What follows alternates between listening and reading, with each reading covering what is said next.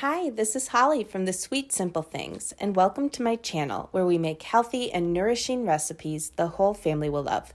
Make sure you hit subscribe to see all the latest recipes. Today we're going to make a cranberry wild rice bread that's perfect to serve with Thanksgiving dinner or to eat your leftover turkey sandwiches with. So go ahead and add some warm water to your mixing bowl with a little bit of honey to feed the yeast. To get the full recipe with all of the ingredient amounts and descriptions, make sure you check the link in my description, and that'll take you right to a recipe you can print out. Then we're going to add 2 1/4 teaspoons of yeast. This is the amount in 1 packet of yeast, and let that proof for about 10 minutes.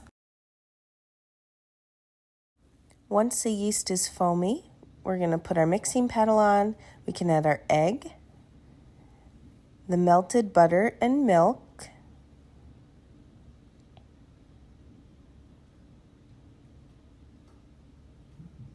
and the rest of our honey.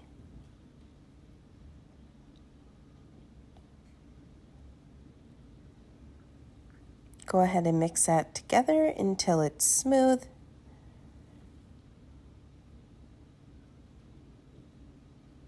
And then we'll add our flour. I'm using a mix of whole wheat flour and all-purpose flour here to keep it lighter for a holiday meal. And then I'm adding some cooked wild rice and dried cranberries. Go ahead and mix it all together into a shaggy dough, and then we're going to let this sit for 15 minutes before we start to knead it. After about 15 minutes, put your dough hook on your mixer and let's go ahead and knead this thing. It's going to need probably 10 to 15 minutes of kneading. If you need to pause your mixer halfway through to give it a break, that's fine. It is a bit of a stiff dough. Just know if you're using freshly cooked wild rice, that does hold a little more moisture than wild rice that has been frozen. I've made this loaf with both rice that had previously been frozen and fresh rice. The fresh rice adds a little more moisture to the dough, so you might have a little bit stickier of a dough with the fresh rice, a stiffer dough with frozen rice, but both should work just fine. You just might need to adjust a little bit. So then after it's kneaded and I get a nice window pane, you're going to let it rise for 2 hours or until doubled.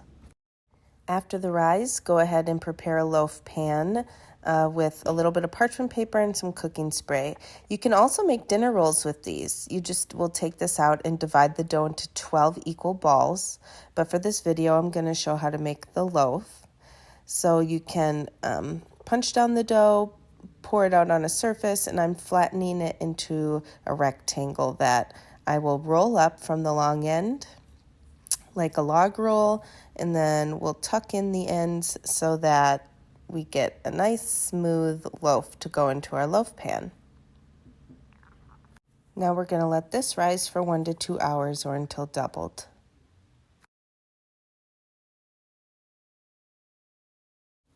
You can preheat your oven to 350 degrees toward the end of that proofing time. Now you can see how my loaf has got poofy. It's beautiful, and we're going to bake this for 40 to 45 minutes or until a thermometer inserted reads 190 degrees. That is a great tip for making sure your bread gets done all the way and it's not going to be too doughy or gummy. So for sandwich loaves and dinner rolls, we aim for 190 degrees at least. So I always like to just check mine quick. I just stick my thermometer in kind of from the side, but going toward the middle of the loaf to make sure we're checking the middle part. Then we're going to let it rest in the pan about 10 minutes and then flip it out onto a cooling rack and let it cool completely until before you cut it so that you give the crumb the best chance to develop. And then your loaf is all done, ready for Thanksgiving dinner or for those leftover sandwiches. We hope your family enjoys this bread as much as ours has.